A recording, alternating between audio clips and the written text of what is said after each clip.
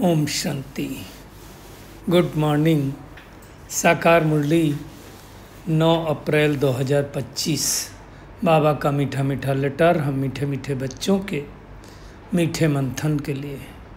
मंथन शुरू करने से पहले पवित्रता के सागर, सुख के सागर शिव बाबा की सुख भरी किरणों के नीचे बैठ जाते हैं और अनुभव करते हैं कि मैं सुख स्वरूप आत्मा हूँ, सुख के सागर की संतान हूँ। आज की साकार मुरली चालू करने से पहले आप सबको खबर तो मिल ही गई होगी कि हमारी परम आदरणीय राजयोगिनी दादी रतन मोहिनी जी ने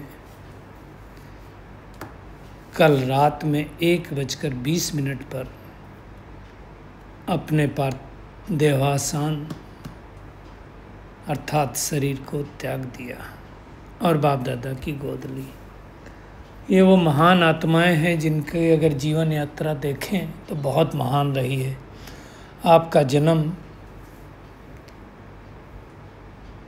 1925 में हुआ, आप सोचो।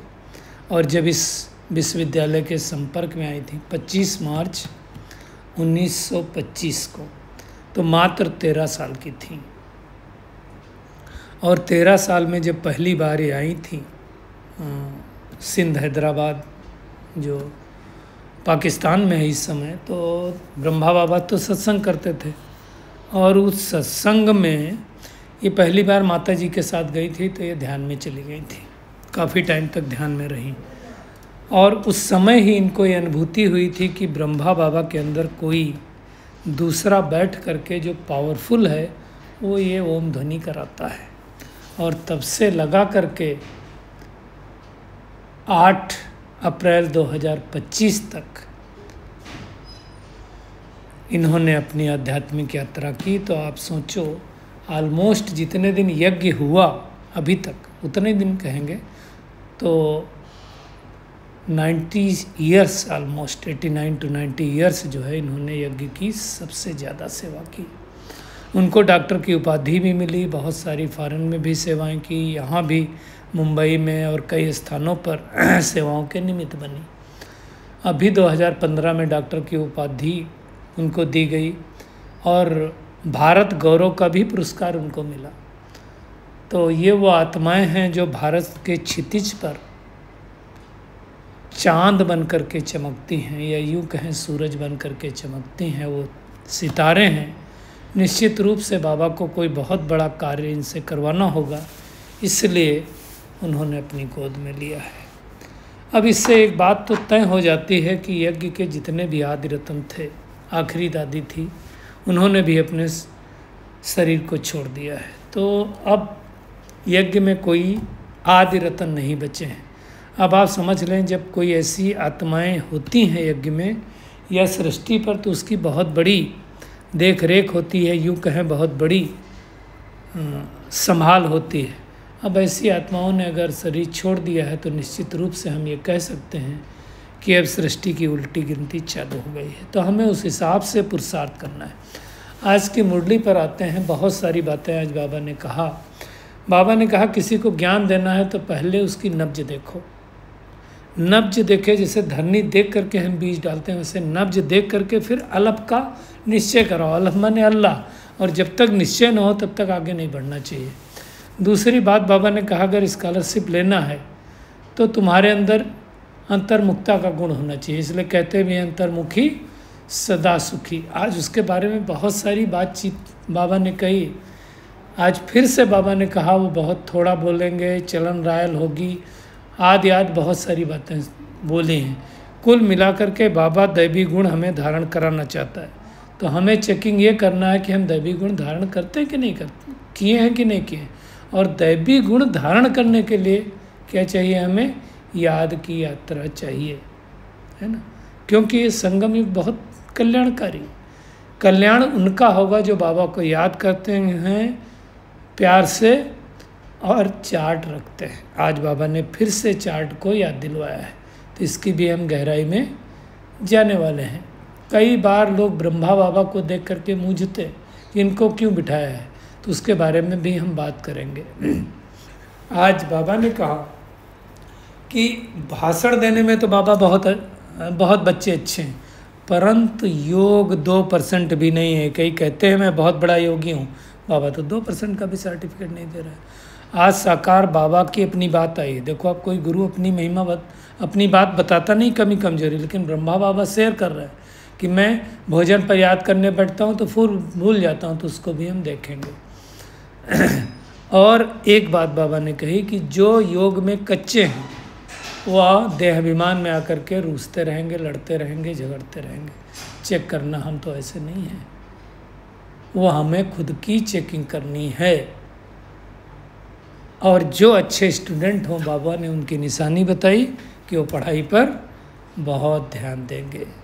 मेहनत है, एक्चुअली सबसे ज़्यादा मेहनत तो योग में ही है। ड्रामा बहुत कल्याणकारी है। ड्रामा में हर एक का पार्ट ढूंढा हुआ है, इवन परमात्मा का भी पार्ट ढूंढा हुआ है, तो इसकी हम भी गहराई में जाएंगे। और स्वयं को परमात्मा ज्ञान का प्रत्यक्ष प्रमाण व प्रूफ समझने से ही माया प्रूफ हम बन जाएंगे। तो प्रत्यक्ष प्रमाण कब मिलेगा? जब हम प्रवृत्ति के बजाय प्रवृत्ति में रहेंगे, तो उसको भी हम देखेंगे। और अगर हमारे अटेंशन रूपी पहरेदार ठीक है तो अतीन्द्रिय सुख का खजाना खो नहीं सकता है। हम शुरुआत करेंगे ड्रामा की पॉइंट पर। आज बाबा ने फिर से कहा कि ड्रामा में हर एक मनुष्य का, हर एक चीज़ का, हर एक का बात पार्ट ढूंढा हुआ है। अब ये ड्रामा की पॉइंट पर बहुत सारी आत्माएं ठहर जाती। देखिए, सब कुछ अच्छा चलता है तो ड्रामा पर कोई नहीं ठहरता है।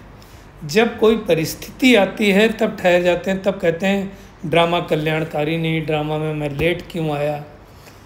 अब एक चीज़ इसमें बहुत अच्छी तरह से समझना है, पहले भी चर्चा हुई है कि 3 चीज़ें हैं, सोल, सुप्रीम सोल और मैटर, यानी आत्मा, परमात्मा और प्रकृति। ये 3 का इसमें रोल है। परमात्मा का भी रोल है, आत्मा का भी रोल है और प्रकृति का भी रोल है। सब अपना अपना रोल निभा रहे हैं। अब कई बार क्या होता है कि प्रकृति के रोल को और आत्मा के रोल को कई लोग उसको भी नहीं स्वीकार करते हैं। आत्मा को रोल को कैसे नहीं स्वीकार करते हैं? मान लो कोई परिस्थिति आ गई, तो वो परिस्थिति आई तो अब जैसे ही कहा ड्रामा में नूंद है, तो सोचते कल के बाद भी ये परिस्थिति आएगी। जैसे ये बात उनको समझ में आती है, उनका मूड खराब हो जाता है, क्योंकि परिस्थिति आई तो अब क्या होगा। तो इस बात को स्वीकार नहीं करते। दूसरी बात को ये नहीं स्वीकार करते कि अगर भगवान है तो भगवान ड्रामा को क्यों नहीं बदल सकता है? सर्वशक्तिमान है ना, तो क्यों नहीं बदल सकता है? भगवान बदल सकता है, नो डाउट, लेकिन भगवान अगर ड्रामा के एक पार्ट को बदले तो सबके पार्ट को बदलना पड़ेगा। एक कोई मूवी आई थी ना, गॉड टू सी ग्रेट है करके, कुछ ऐसी मूवी आई थी सलमान खान की, आई डोंट नो, मुझे नहीं याद है, बट लोग बताते हैं कि उसमें, पता नहीं, शायद मैंने देखी भी नहीं, तो उसमें शायद बताते हैं कि वो एक के पार्ट को बदल देता है। अब वो उसके पार्ट को बदल देता है तो सब कुछ बदल जाता है। तो कहने का भावार्थ है, भगवान एक को बदल दे तो सबको बदल जाएगा। तो कई बच्चों की गाड़ी आकर के ड्रामा पे अटकती है। देखो, एक बात समझना है, ऐसे नहीं गीता में लिख दिया जो हुआ वो भी अच्छा, जो होगा हो रहा है वो भी अच्छा, जो होगा वो सबसे अच्छा होगा। वो इसीलिए है क्योंकि ड्रामा में कल क्या होने वाला है वो हमको पता नहीं, दिखाई नहीं देता है। तो हमें ड्रामा पर अटकना नहीं। सबका ड्रामा में अपना अपना पार्ट है। दूसरी बात पर जो अटकते हैं लोग, वो अटकते हैं ब्रह्मा बाबा के चित्र के ऊपर। कई लोग बोलते हैं कि परमात्मा निराकार शिव को मानते हो, बात तो ठीक है, बट इनको क्यों बिठा करके रखा है ब्रह्मा बाबा को? अब ये बात उनको समझानी पड़ेगी कि ब्रह्मा बाबा का तन लिया है शिव बाबा ने ज्ञान सुनाने के लिए, इसलिए हमने बैठा रखा है। अब चूंकि ब्रह्मा बाबा का तो बड़ा फोटो है, मनुष्य शरीर के, तो दिखाई देता है, शिव बाबा दिखाई नहीं देता है, इसलिए लोग मूंझ जाते हैं। क्योंकि आत्मा का स्वरूप ज्योति स्वरूप, ऐसे परमात्मा का स्वरूप भी ज्योति स्वरूप है, तो दिखता नहीं। अब ये बात अच्छी तरह से बैठानी है सबकी बुद्धि में। इसलिए बाबा ने कहा कि जब तक ये बात बैठे नहीं, यानी अलफ की बात क्लियर न हो, तब तक बे पे जाना नहीं है। बे माने बादशाही। तो पहले ये कंफर्म कराओ कि तुम आत्मा हो, तुम्हारा पिता ये परमात्मा है, और वो परम पिता परमात्मा कहता है कि मुझे याद करो तो तुम पतित से पावन बन जाओगे। तो ये अच्छी तरह से समझना है। कई लोग इस बात को समझ नहीं पाते हैं, जिसकी वजह से बुद्धि इधर उधर हो जाती है। तो भगवान क्या समझाना चाहता है उसको अच्छी रीति से पहले समझा देना कि कैसे भगवान आकर के ब्रह्मा तन द्वारा, ब्रह्मा मुख द्वारा ये बात समझा रहा है, ये बिठानी है। आज तो बाबा ने साफ साफ कह दिया कि जब तक ये बुद्धि में न बैठे तब तक तुम्हें आगे बढ़ना ही नहीं, और सारी मेहनत इसी बात पर है। भगवान आए हैं कब्र से जगाने के लिए, तो सो रही ना। इसलिए देखो मुस्लिम धर्म में लगता है कि जब आत्माएं कब्र दाखिल हो जाती हैं तब अल्लाह ताला ऊपर से आता है और कब्र दाखिल हुई आत्माओं को लेकर के जाता है। तो बात कब्र दाखिल की नहीं है, बात है देह अभिमान में आ जाती है, तब भगवान आकर के उनको जगाता है। तो अच्छी तरह से समझना, परंतु हर कोई तो समझेगा नहीं। जो निश्चय बुद्धि होंगे वो समझेंगे, इसलिए कहा जाता है निश्चय बुद्धि विजयंती। आज बाबा ने कहा, हम बच्चों के लिए कहा, बच्चों में भी टिक टिक करने की बहुत आदत है। टिक टिक मतलब ज़्यादा बोलने की आदत है। भगवान को याद करते नहीं, याद करना मुश्किल है। आज तो बाबा ने 2 टूक शब्दों में कह दिया कि बच्चे कहते हैं कि मैं 100% याद करता हूँ, परंतु बाबा कहते हैं याद 2% है। ज्ञान सुनाने में बहुत अच्छे हैं, भाषण बहुत अच्छा देते हैं, याद नहीं है। याद नहीं है तो टिक टिक करते रहते हैं।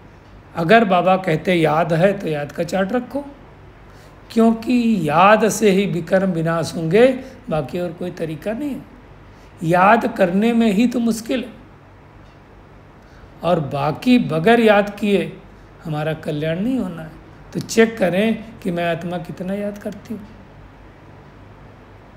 घंटे, आधे घंटे, 2 घंटे, 3 घंटे, तो हमारे विकर्म विनाश होंगे ना। देखो ब्रह्मा बाबा अपना अनुभव सुनाते हैं कि याद करना क्यों टफ है। क्योंकि बाबा कहता है कि जैसे मैं याद करने बैठता हूँ, खुद अपना अनुभव देखिए, लाइन बाबा ने क्या कहा। बाबा खुद बतलाते हैं, भोजन खाते समय याद में रहता हूँ, फिर भूल जाता हूँ। स्नान करता हूँ तो भी बाबा को याद करता हूँ, भले उनका बच्चा हूँ फिर भी याद भूल जाती। अब ब्रह्मा बाबा ये कह रहा है, वैसे तो कोई संस्था का गुरु ये बात बताता नहीं कि मुझसे ये याद भूल जाती है, जो पहला नंबर है उससे भूल जाती है, तो हम बच्चों से भी याद भूलेगी कि नहीं भूलेगी? भूल जाती है, हम सबको भूल जाती। तो 100% मैं याद कर रहा हूँ, ये कहने ही रंग है ना। तो नंबर 1 है तो जरूर उसका ज्ञान योग ठीक होगा। तो वो जब कह रहा है कि याद करने में मेहनत है, तो फिर हमको ये बात स्वीकार कर लेना चाहिए। बाबा कहता है ट्रायल करके देखो कैसे याद होता है। बाबा ने तो एग्जाम्पल भी लिया, समझो दर्जी है, कपड़ा सिलाई करते, तो देखना चाहिए मैं बाबा की याद में रहता हूँ। जितना याद करेंगे उतना विकर्म विनाश होंगे। और हमारी याद है कि नहीं, कैसे पता चलेगा? अगर हमारी याद अच्छी है, योग अच्छा है, तो हम देह अभिमान में नहीं आएंगे, तो फिर रूसेंगे नहीं, लड़ेंगे नहीं। कई लोग छोटी छोटी बातों में रूठते रहते हैं, लड़ते रहते हैं। किससे लड़ते हैं? तो अपने आपस में लड़ते रहते हैं। आपस में मतलब ये भाई हमको नहीं पसंद है, बहन हमको नहीं पसंद, उसमें लड़ते हैं। उससे बचेगा तो क्या करेंगे? हम ज्ञान में चल रहे हैं, ऊँचे हैं, घर वाले नहीं चल रहे हैं तो नीचे हैं, तो उनसे लड़ेंगे। तीसरा फिर क्या लड़ते रहते हैं? सेंटर वालों से भी लड़ते रहते हैं। तो कौन लड़ेंगे? जिनका योग नहीं होगा। जिनका योग होगा उनको किसी से लड़ना थोड़ी है। उनकी चाल चलन बहुत रायल होगी, वो ये सब में नहीं पड़ेंगे, है ना। बाबा कहता है वो बहुत थोड़ा बोलेंगे। अब कितने दिन से बाबा कह रहा है थोड़ा बोलो, मीठा बोलो, कम बोलो, तेज आवाज़ में नहीं बोलो, लेकिन हम कब सुधरेंगे पता नहीं है। तो वो चेक करना। अब तो चार्ट में ये भी लिखना चाहिए कि हमने प्यार से बोला, तेज आवाज़ में तो नहीं बोला। अगले महीने से वो ऐड कर देंगे चार्ट में। कितनी देर बाबा को याद किया वो तो है ना। या हम जो बोलते हैं वह करते हैं, वो तो कल के लिए नूंद हो रहा है ना हमारा पार्ट। जो भी आज मैंने सुबह से शाम तक पुरुषार्थ किया, मेरा आज का पार्ट कल के लिए नूंद हो गया। आप सोचो, तो ये बहुत बड़ी मेहनत करने की बात है। इसलिए बाबा ने आज कहा कि हमारी चाल चलन अच्छी होनी चाहिए। चाल चलन अच्छी नहीं तो कोई मतलब ही नहीं है ना। भगवान हमारी चाल ठीक करने के लिए आए, तो चाल चलन को तो हमें ठीक करना पड़ेगा ना, अर्थात मेहनत करनी पड़ेगी। इसलिए हमारी बोल चाल खान पान सब कुछ रायल होना चाहिए। बाबा को खाते समय नहाते समय जो भी है, अब ये वाली बात कौन करेंगे? बाबा कहता है जो महारथी होंगे ना वो घड़ी घड़ी इन बातों को ध्यान देंगे। इसलिए बाबा कहता पहले एक गांठ बांध लो। कौन सी गांठ बांध लो? बाबा को याद करने की गांठ बांध लो, क्योंकि अब वापस घर जाना है हमको। जितना याद करेंगे उतना हमारे विकर्म नष्ट होंगे। ये गुप्त मेहनत है और यही मेहनत सबसे होती नहीं। ये जितनी जितनी हम मेहनत करेंगे उतना उतना हम सतो प्रधान बनते जाएंगे। तो हमें चेक करना है, क्योंकि जब तक मेहनत नहीं करेंगे तो ऊंच पद मिल नहीं सकता, और मेहनत वही करेंगे जो ऊंच पद पाने वाले होंगे। आज बाबा ने 2 टूक शब्दों में कहा, ब्राह्मण होकर के बाप की रूहानी सेवा ना करें तो क्या काम का। पढ़ाई की तो अच्छी रीत धारण करना चाहिए ना। बाबा ने कहा, आज देखो सेंटेंस पढ़ता हूँ, बाबा जानते हैं बहुत हैं जिनको एक अक्षर भी धारण नहीं होता, यथार्थ रीति बाप को याद नहीं करते नहीं हैं। राजा रानी का पद पाने में मेहनत है, जो मेहनत करेंगे वहीं ऊंच पद पाएंगे।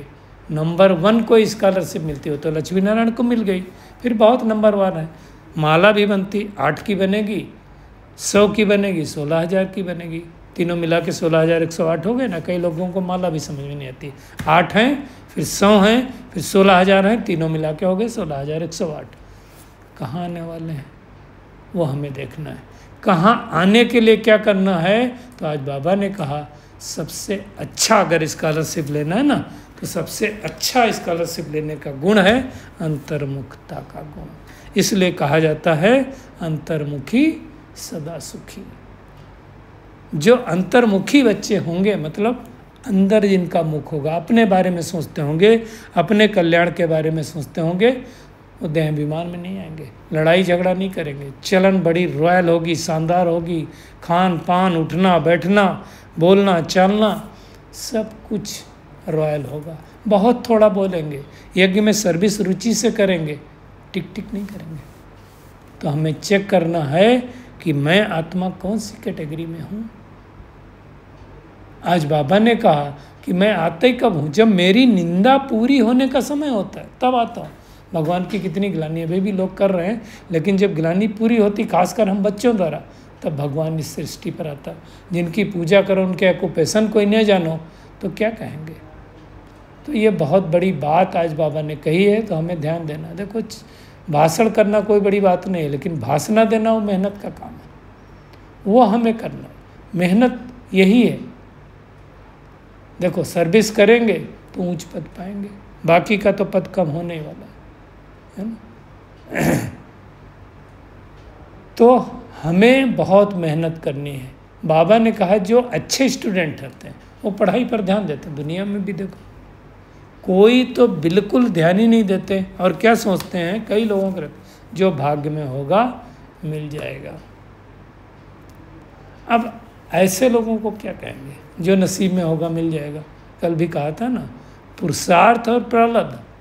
देखिए, प्रारब्ध बनने के पीछे पुरुषार्थ है। प्रारब्ध बड़ा या पुरुषार्थ बड़ा है ना। तो पुरुषार्थ तो करना पड़ेगा, लेकिन प्रारब्ध में मार्जिन ड्रामा में है तो पुरुषार्थ आपका अच्छा हो जाएगा। इसलिए पुरुषार्थ करना आपके हाथ में, प्रारब्ध आपके हाथ में नहीं। लेकिन कई लोग आकर के उस पर अटक जाते हैं, तो हमें अटकना नहीं है।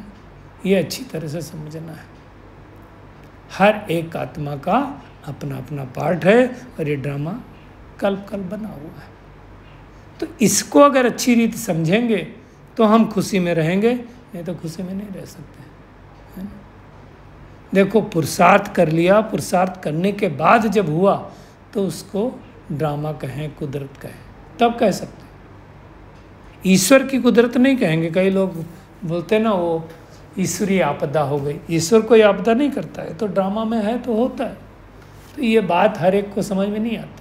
जैसे भगवान कल्याणकारी है, वैसे ड्रामा भी कल्याणकारी है।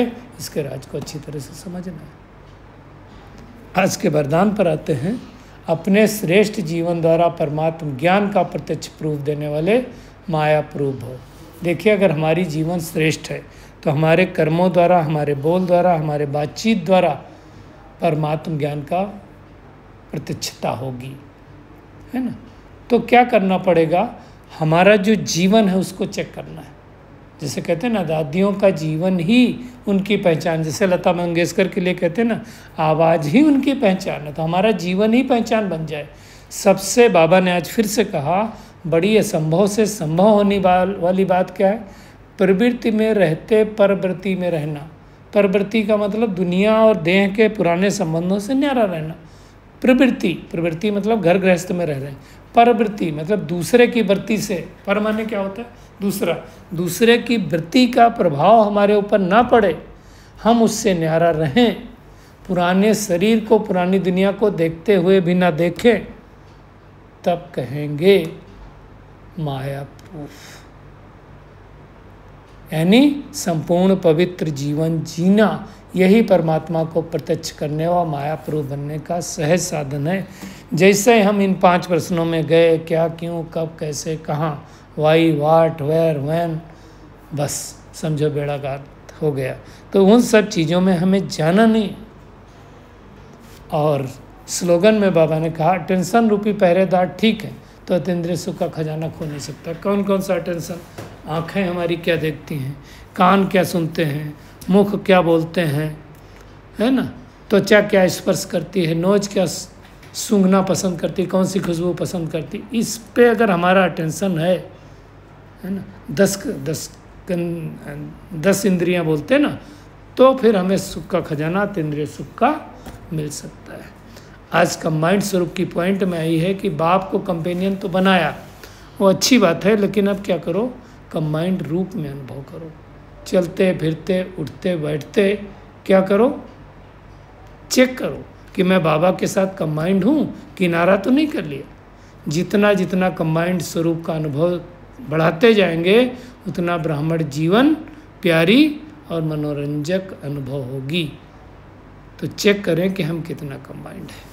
तो आज की पूरी मुरली में टेक होम यही है कि हमें क्या करना है कि अंतर्मुक्ता की गुफा में बैठना है, अर्थात कम बोलना है, देहाभिमान में नहीं आना है, लड़ना झगड़ना तो है ही नहीं, और बाबा को जितना याद करते हैं उसका चार्ट रखना है। किसी को ज्ञान देने से पहले उसकी नब्ज देखनी है। अगर हमारे अंदर प्योरिटी की धारणा नहीं है तो हम ना ज्ञान सुनाएं तो वही अच्छा है। मतलब अगर हमारे अंदर वो धारणाएं नहीं है और हम किसी को सुनाएंगे तो तीर नहीं लगने वाला है। ड्रामा के राज को अच्छी तरह से समझ करके फिर अपने पार्ट को श्रेष्ठ बनाना है, याद का चार्ट रखना है। कर्म करते समय हम कितना बाबा की याद में रहते हैं, ड्रामा के राज को महीन बुद्धि से समझते हैं। ये ध्यान रहे, जो हम बोलते हैं करते हैं, ड्रामा में नूंद हो रहा है। और अपने श्रेष्ठ जीवन द्वारा परमात्म ज्ञान का प्रत्यक्ष प्रूफ देना है, तभी माया प्रूफ हम कहलाएंगे। और अटेंशन रूपी पहरेदार ठीक है तो हमें अतीन्द्रिय सुख का अनुभव होगा ही।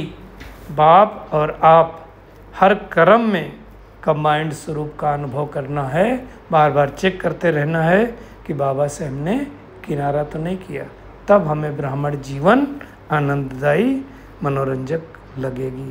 अच्छा।